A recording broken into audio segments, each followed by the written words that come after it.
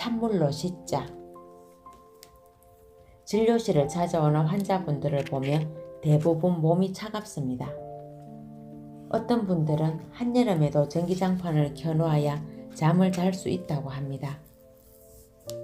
물론 겨울에는 너무 추워서 바깥 활동을 하기 힘들고 차가운 곳에 가면 손가락, 발가락이 저리고 아프기까지 하다고 합니다. 특히 아랫배가 차갑게 느껴지고 배를 만져보면 돌덩이 같은 것이 뭉쳐져서 접히기도 합니다. 이 모든 증상은 몸이 차가워지면서 혈액순환이 되지 않아 나타나는 것들입니다. 앞에서도 말씀드렸듯이 우리 몸에서 열을 내는 중요한 부위가 바로 복부입니다. 배가 따뜻해야 하는데 질병이 있는 분들은 대부분 배가 차갑습니다. 그래서 몸에 열이 없는 것이지요. 이는 다시 한번 강조하건대 식습관이 잘못되어 생기는 것입니다. 또한 이런 분들이 가지고 있는 습관을 살펴보면 항상 따뜻한 곳을 좋아합니다. 세수를 하거나 샤워를 할 때 항상 따뜻한 물이 있어야 합니다. 이렇게 따뜻한 물을 쓰는 순간에는 몸이 편하지만 따뜻한 물은 몸에서 열을 빼앗아 갑니다. 몸이 차가운 사람들은 겨울철에 사우나 같은 곳에 가는 것을 좋아합니다. 그런데 생각해보면 사우나에 있을 때는 몸이 편해지고 혈액순환이 잘 되는 것 같지만 그 속에서 항상 있을 수 없기에 사우나 밖으로 나왔을 때 몸이 떨리고 추워지는 것처럼 느껴집니다. 바로 따뜻한 곳에 있으면 몸 안에서 열을 만드는 것이 아니라 도리어 열을 배출시켰기 때문입니다. 반대로 겨울철에 춥기는 하지만 찬물로 샤워를 하고 나면 샤워할 당시에는 몸이 얼어붙는 것처럼 들들 떨리고 힘들어도 샤워를 마치고 밖으로 나오면 몸에서 열이나 추운 것을 모릅니다. 우리 몸을 춥게 해줄 때 우리 몸에서는 열을 만들고 보호하기 위해 노력하는 것이죠. 바로 이렇게 열을 내주는 일을 반복하면 몸이 따뜻해지고 그 열로 인해 혈액순환이 원활해집니다. 몸이 춥다고 창문 닫고 난방을 하면서 따뜻한 물만 사용하게 되면 분명 우리 몸은 더욱더 차가워지고 그 결과로 여러 가지 증상과 함께 질병이 생깁니다. 저희 병원에 내원하는 분들에게 이런 설명을 드리고 나서 이제부터라도 찬물로 샤워하라고 권하면 대부분 어떻게 찬물로 할 수 있냐고 반문하면서 본인은 찬물에 조금이라도 닿으면 온몸이 얼어붙는다고 합니다. 그러나 이제까지의 잘못된 생활 습관으로 생긴 질병을 치유하고 몸이 건강해지기 위해서는 찬물을 가까이 해야 합니다. 처음에는 조금 힘들지만 자주 반복하면 익숙해집니다. 이런 일이 가능한 것은 물론 식습관을 바꾸었기 때문이기도 합니다. 올바른 식생활을 통해 몸에서 열을 낼 수 있는 상황이 되니 찬물로도 샤워할 수 있는 체력이 되는 것이죠. 병원에 오는 분들은 많은 경우 체온이 낮아져 있습니다. 특히 궤양성 대장염 환자들은 모두 배가 차고 손발이 차갑습니다. 이분들은 추운 것을 끔찍히 싫어하는 경우가 많습니다. 하지만 좋은 식사를 하면서 몸이 따뜻해지면 차가운 물로 씻는 일이 가능해집니다.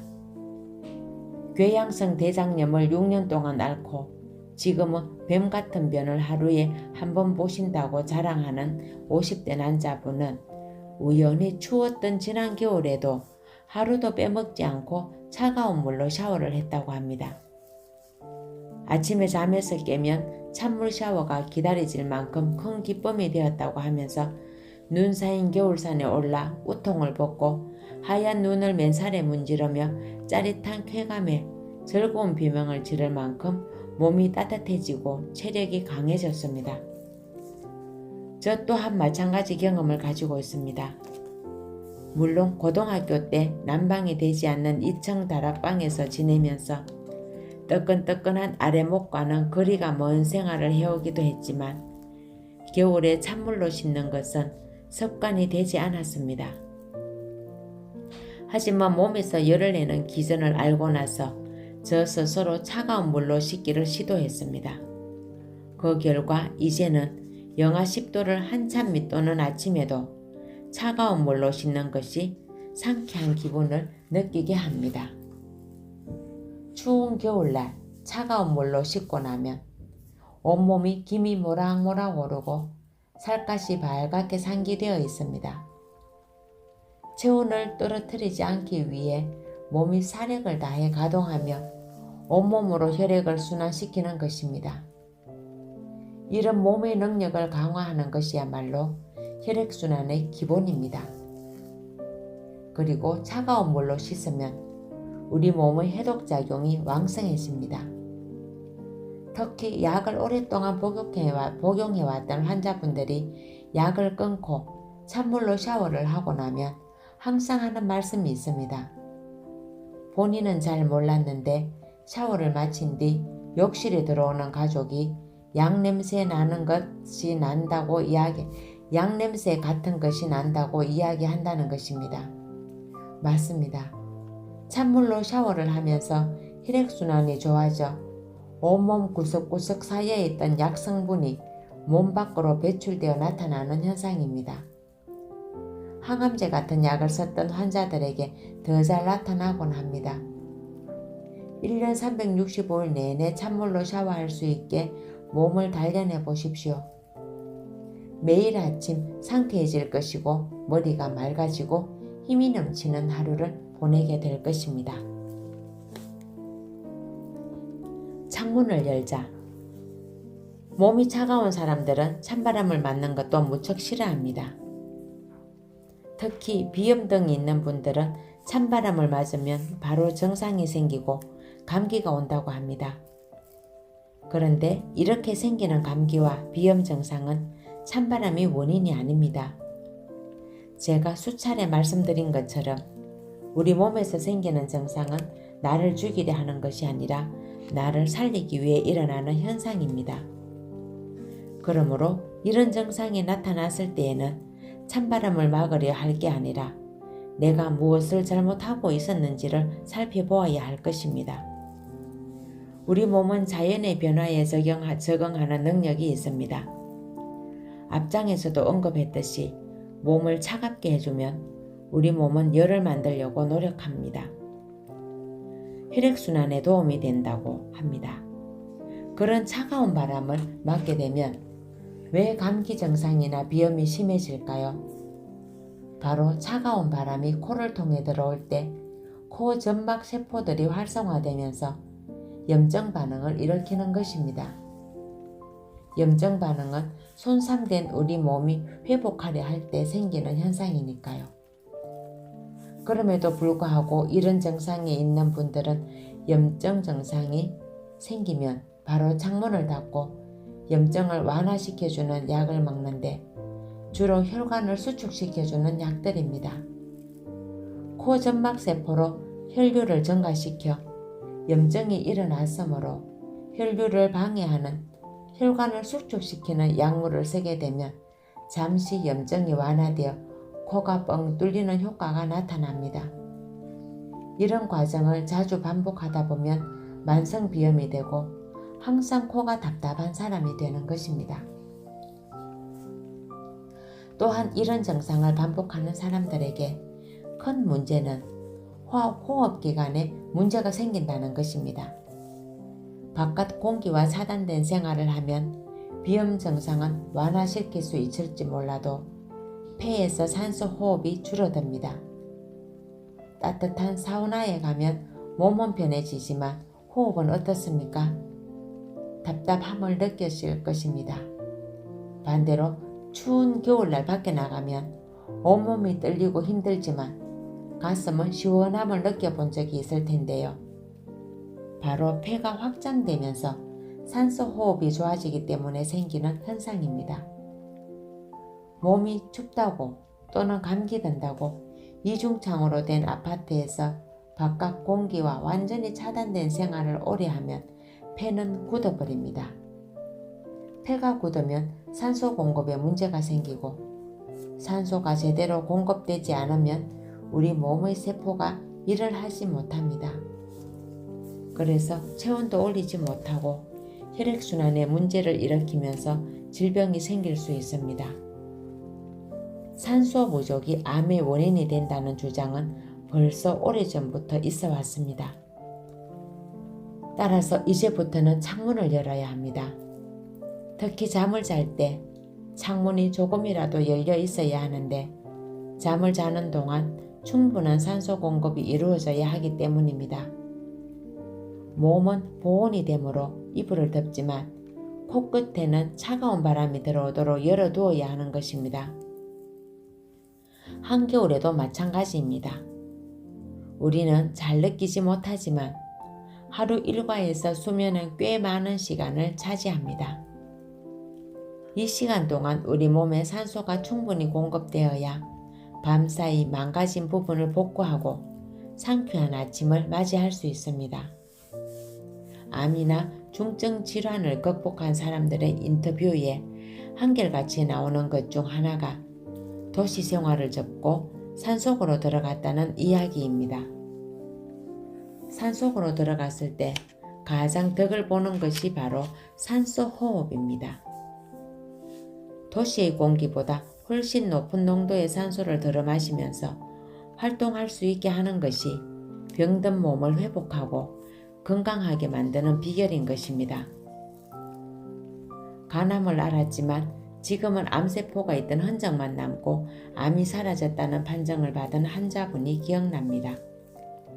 저희 병원에서 시기에 대한 기본적인 정보를 익힌 뒤 곧장 강원도 산골로 내려가 새벽에는 추우나 더우나 방문을 활짝 열어 풍욕을 하고 아침부터 산에 올라 물줄기가 폭포처럼 쏟아지는 바위에 앉아 책도 읽고 낮잠도 자고 내려오는 길에 나뭇잎과 질경이 민들레 잎을 따서 현미밥과 함께 식사하면서 그분은 간암을 이겨냈습니다. 복수가 차서 만삭의 임신부보다 더 배가 나왔으며 발끝이 보이지 않는다고 말씀하실 만큼 위급해 보였던 환자분이었지만 몸에서 필요로 하는 것들을 조금씩 맞추어 주면서 우리 몸이 치유해 가도록 한 용기 있는 분이었습니다. 그 비결 중에 시골의 맑은 공기도 한몫했을 것이라는 점은 의심할 여지가 없습니다.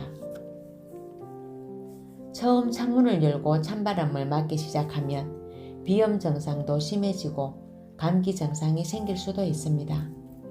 그러나 이런 변화가 나를 살리기 위해 생기는 것이라는 믿음으로 조금씩 적응해 나가면 오랫동안 괴롭혀왔던 만성 비염이 어느새 사라지고 어슬어슬 추우면서 생겼던 몸살 또한 약 없이 이겨내면서 훨씬 가벼워진 몸과 머리를 대하게 됩니다.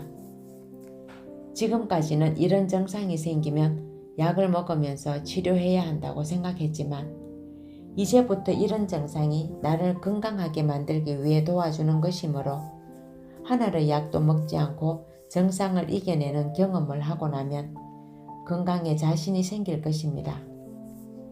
바로 이렇게 우리 몸을 믿고 따르는 것이야말로 건강한 생활의 첫걸음입니다.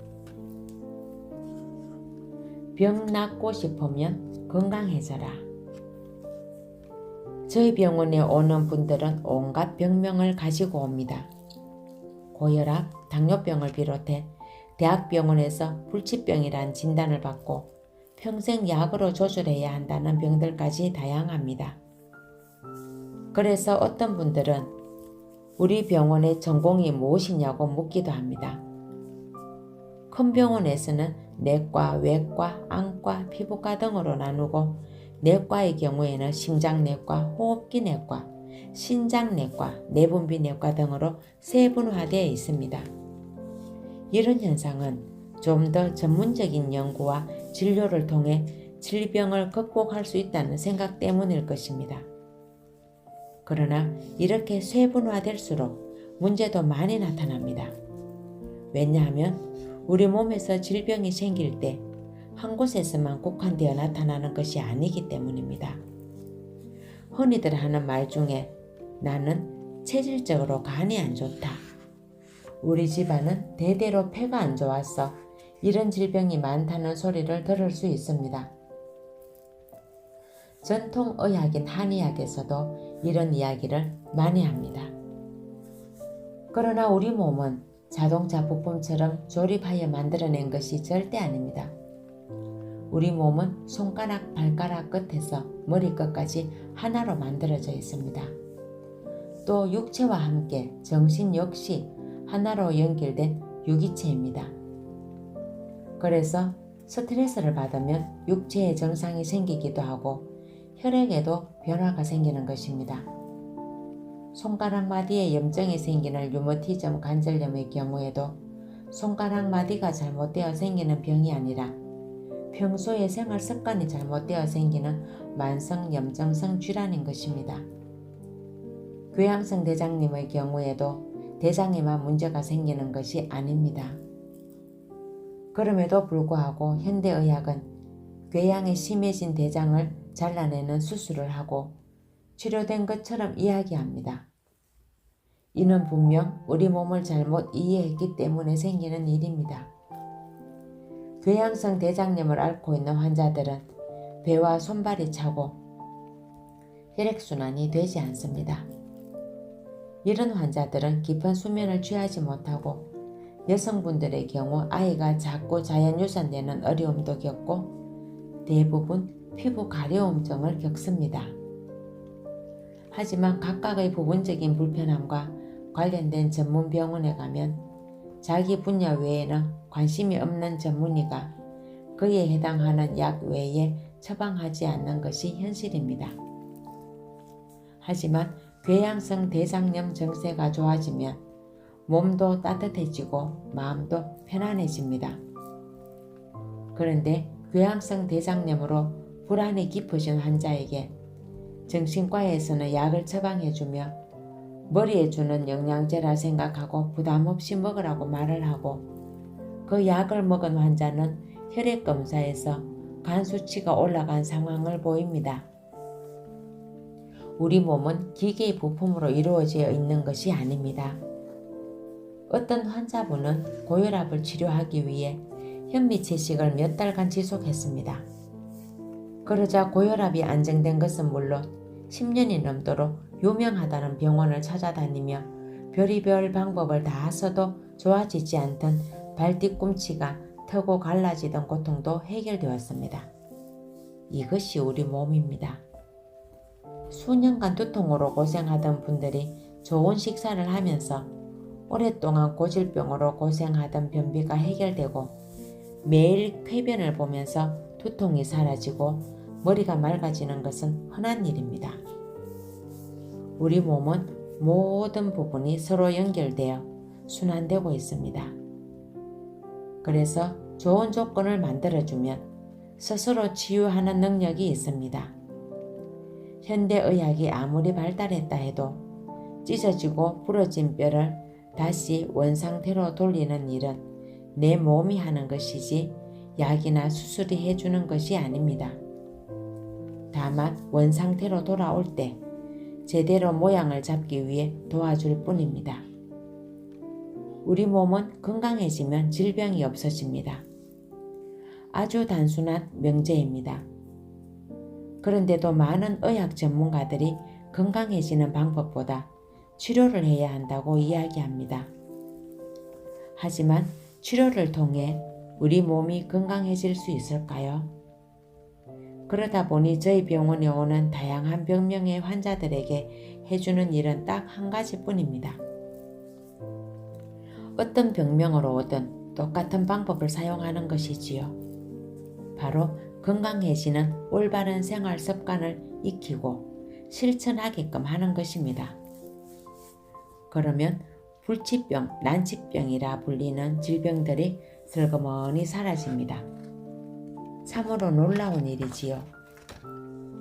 우리 몸에 고통스러운 증상이 생길 때 이 증상이 나를 살리기 위해 생겼다고 여기는 사람들은 별로 없을 것입니다.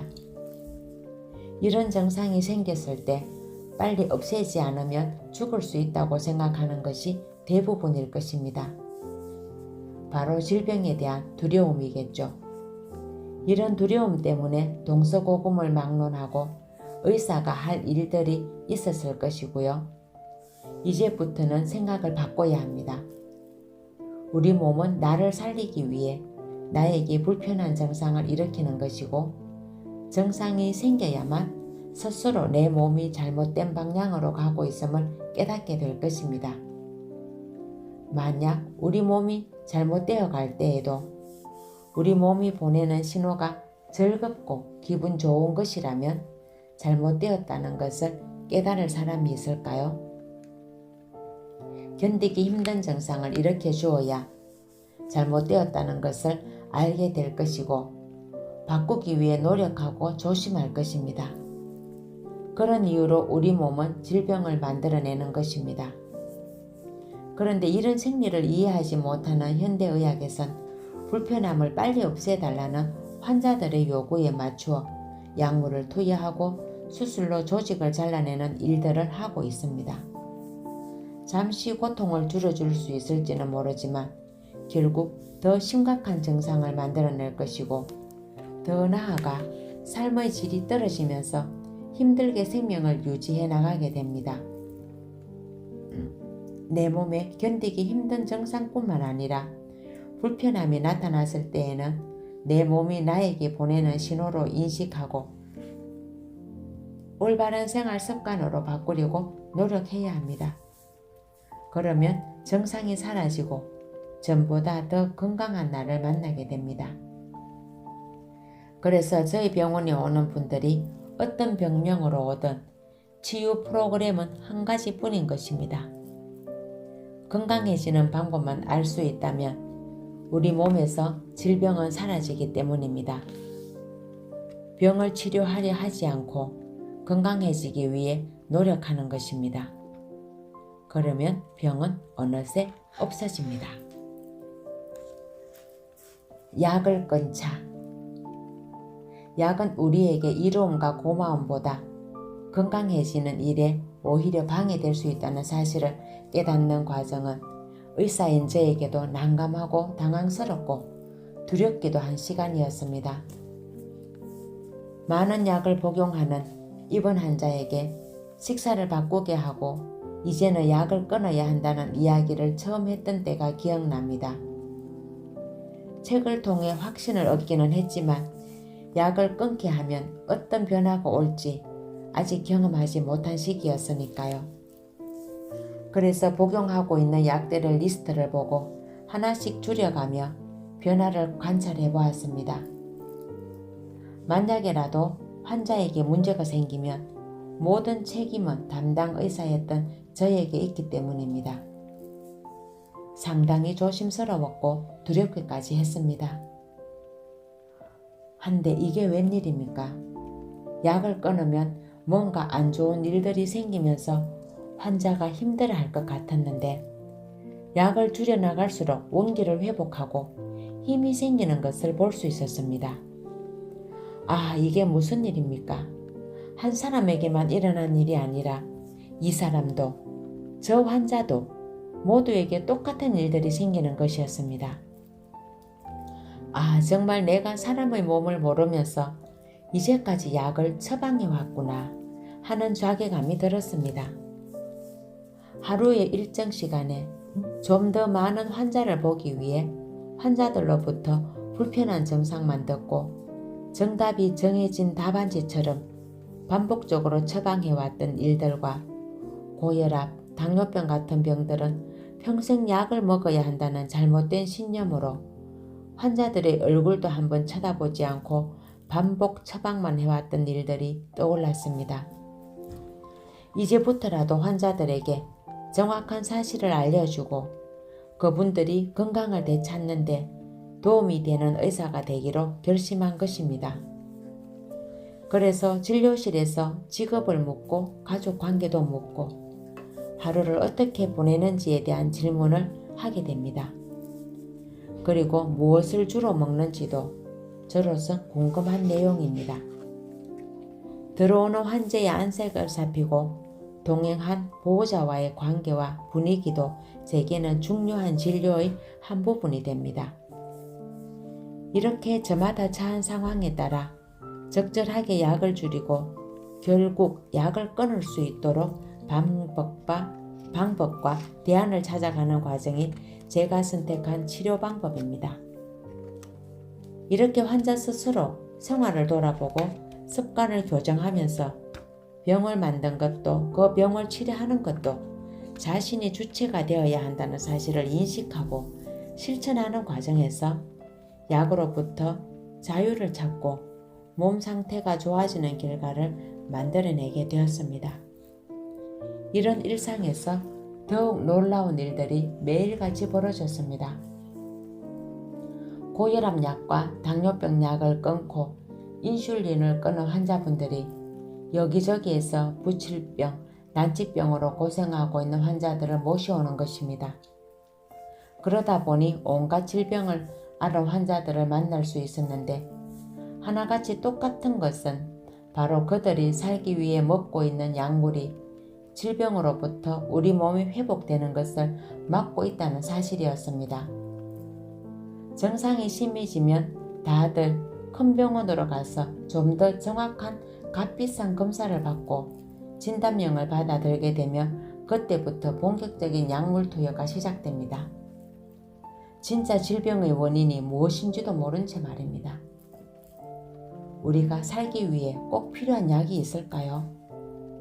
저는 단 한 가지도 없다고 자신 있게 말씀드립니다. 우리 몸은 스스로 정상을 일으키고 스스로 치유하는 능력이 있다는 것을 믿고 따르는 것이 선행될 때 단 하나의 약이라도 체내에 들어오는 것을 거부하게 될 것이고 그래야 건강해집니다. 이 책을 읽고 있는 독자들 중에도 많은 약을 복용하는 분들이 분명히 있을 것입니다. 하지만 앞에서 설명했던 자가 면역 질환이라 불리는 병들의 경우처럼 약의 복용이 만성 질환으로 발전하여 우리 몸을 괴롭히고 있다는 분명한 사실만 보더라도 하루빨리 약을 끊어야 합니다. 그러기 위해서는 질병에 대한 두려움으로부터 없애야 합니다. 질병은 나를 죽이는 것이 아니므로 질병이 생겼을 때 병원에 반드시 가야 할 필요도 없고 약을 먹어야 할 일들도 없어지는 것입니다.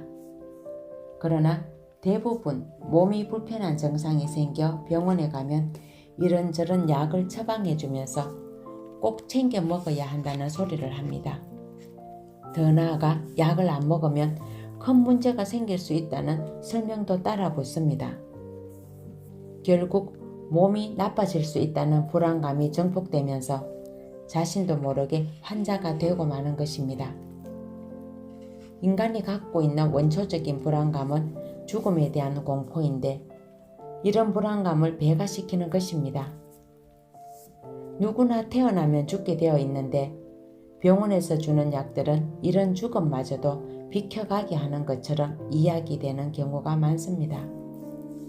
하지만 꼭 먹어야 살 수 있는 약은 없습니다. 체력이 다하여 맞게 되는 죽음을 미룰 수 있는 약이 없기 때문입니다. 따라서 불편한 증상에 대해 약을 선택하기보다 체력을 늘리려고 노력하는 것이 훨씬 바람직한 선택일 것입니다. 질병에는 분명한 원인이 있습니다. 그리고 그 원인을 제공한 것은 자기 자신입니다. 내가 만든 질병을 누가 고쳐야 하겠습니까? 나 외에는 그 누구도 어떤 물질도 질병을 치유할 수 없습니다. 분명한 것은 불치병은 없다는 사실입니다. 불치의 습관이 있을 뿐입니다. 감사합니다.